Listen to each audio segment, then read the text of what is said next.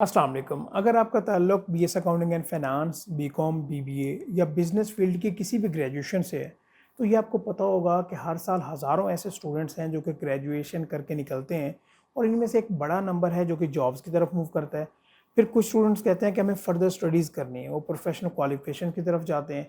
फिर उनमें से एक छोटा नंबर है जो कि अपने बिज़नेसेस की तरफ मूव करते हैं। तो डिफरेंट यहाँ पे सिनेरियोज़ होते हैं, बट आज मैं जॉब्स को लेकर डिस्कशन करना चाहता हूँ। जॉब्स में भी 90% से ज़्यादा ऐसे लोग हैं जो कि स्मॉल, मीडियम, लार्ज कंपनीज़ में अप्लाई करते हैं इन अकाउंट्स एंड फाइनेंस के हमें यहाँ पे जॉब मिल जाए।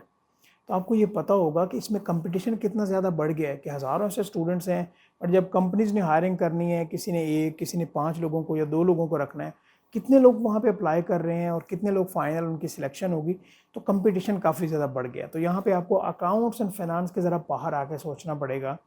इसीलिए मैं डिस्कशन करना चाहता हूँ कि आज हम एक्सप्लोर करेंगे ऑडिट को, कि अगर ग्रेजुएशन के बाद आप ऑडिट फील्ड को ज्वाइन करना चाहें और इसमें करियर बिल्ड करना चाहें तो ये कैसे हो सकता है। बट सबसे पहले इसका स्कोप डिस्कस करना ज़रूरी है, इसमें अर्निंग पोटेंशियल डिस्कस करना ज़रूरी है। स्कोप को मैं बताता जाऊँ कि अगर हम पाकिस्तान की बात करें तो स्मॉल, मीडियम, लार्ज स्केल जो बिजनेसेस हैं, इनको ऑडिट और बिजनेस की काफ़ी सर्विसेज रिक्वायर्ड होती हैं। तो यहाँ पे ऑडिट फर्म्स इनको सर्विसेज देती हैं। पाकिस्तान में 920 फर्म्स रजिस्टर्ड हैं।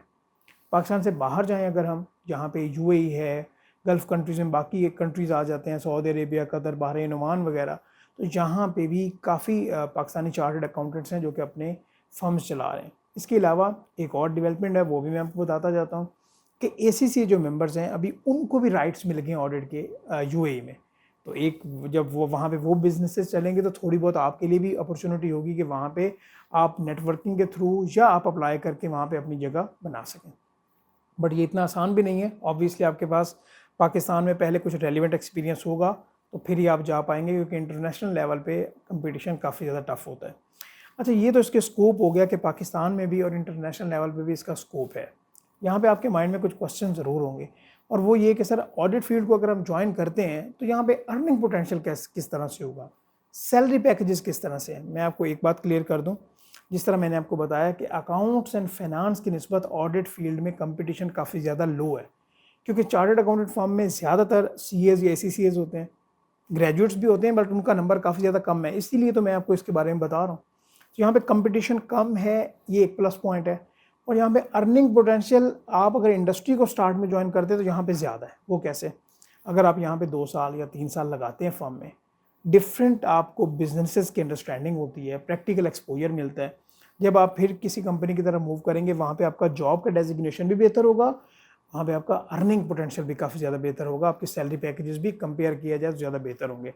बट यहाँ पे आपके माइंड में ज़रूर होगा कि काफ़ी ऐसी लाइक यूनिवर्सिटीज़ हैं जिस तरह लम्स, आईबीए, तो इनके जो ग्रेजुएट्स हैं इनको अच्छी कंपनी स्टार्ट से मिल जाती हैं, तो इनका एक स्ट्रक्चर और ग्रूमिंग और ये थोड़ा सा डिफरेंट है। यहाँ पे आपको थोड़ा स्किल अप भी होना पड़ेगा। अच्छा, क्वेश्चन ये है कि ग्रेजुएशन के बाद ऑडिट में जाना है, क्या तरीकाकार है?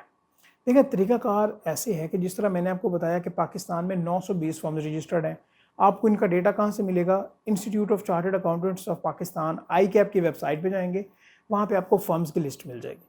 फर्म्स की आप लिस्ट निकालेंगे, ठीक है, उनका एड्रेस देखेंगे, उनकी वेबसाइट पे जाएंगे, तरीकाकार ये है, और देखेंगे वहाँ पे क्या फिजिकली आप सीवी ड्रॉप करेंगे, ऑनलाइन पोर्टल पे अप्लाई करेंगे, वहाँ पे आपके पास डिफरेंट सिनेरियोज होंगे। बट मैं आपको ये बता दूं कि 90% से ज़्यादा आपको वहाँ पे फिजिकली सीवी ही ऑफिस में ड्रॉप करना पड़ेगी, ठीक है।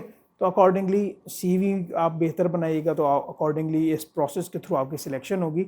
लेकिन कीपिंग इन माइंड, आपके माइंड में एक और बात भी यहाँ पे आ सकती है कि सर ये ऑडिट फील्ड जो है ये तो सी एस ऐसी चीज़ के लिए, यहाँ पे हमारा क्या काम है? या तो हम इस फील्ड में आएँ, सी एस सी करें, और फिर ये एक ऑप्शन है कि आप ग्रेजुएशन के बाद एग्जामेशन क्लेम करें, सी एस सी की तरफ आएँ और अकॉर्डिंगली अपनी ट्रेनिंग स्टार्ट करें, ऑडिट फील्ड को ज्वाइन करें। या अगर आप ये ऐसा नहीं करना चाहते तो फिर भी आप ऑडिट में अपना करियर बना सकते हैं। ये बात आई होप कि आपको क्लियर हो गई होगी। लेकिन यहाँ पे आपका कंपटीशन किससे है?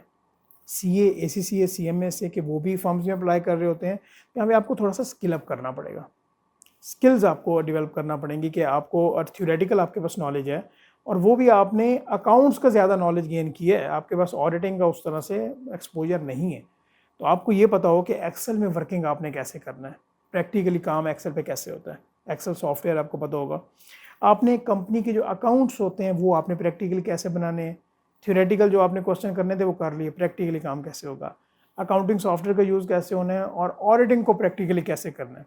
तो इसको लेके हमारी कुछ ट्रेनिंग्स हैं, अगर आप इस सिलसिले में इंटरेस्टेड हों कि आप थोड़ी सी लाइक उसकी बहुत मिनिमम ऐसे चार्जेस हैं कि आप किस तरह से आप ट्रेनिंग वो लेके अपने आप को स्किल अप कर सकते हैं ताकि आप भी प्रेफरेंस में आएँ, ऑडिट फर्म्स हों या बाकी जगह पे भी, वो देख लीजिएगा। नहीं तो जहाँ से आपको कुछ सीखने को मिले आप ज़रूर सीखें, अप्लाई करें। और पर्टिकुलरली ये वाली जो ऑडिट फील्ड है इसमें काफ़ी पोटेंशियल है, मैं आपको ये क्लियर बता देना चाहता हूँ। ठीक है, तो इसको आप ज़रूर देखिएगा। सारे के सारे अकाउंट्स एंड फाइनेंस में जो है ना जाने की उस तरह ज़रूरत नहीं है। इसके अलावा टैक्स भी है, ईआरपी भी है, एडवाइजरी भी है। तो मैं इस वीडियो का रिस्पॉन्स देखूंगा और उसके बाद वन बाई वन उनके बारे में भी आपको बताऊंगा कि एक्चुअली वहाँ पे होता क्या है। ठीक है, तो इंशाल्लाह आप किसी और वीडियो में मिलेंगे। अपना ख्याल रखिएगा। Thank you so much. अल्लाह हाफ़िज़।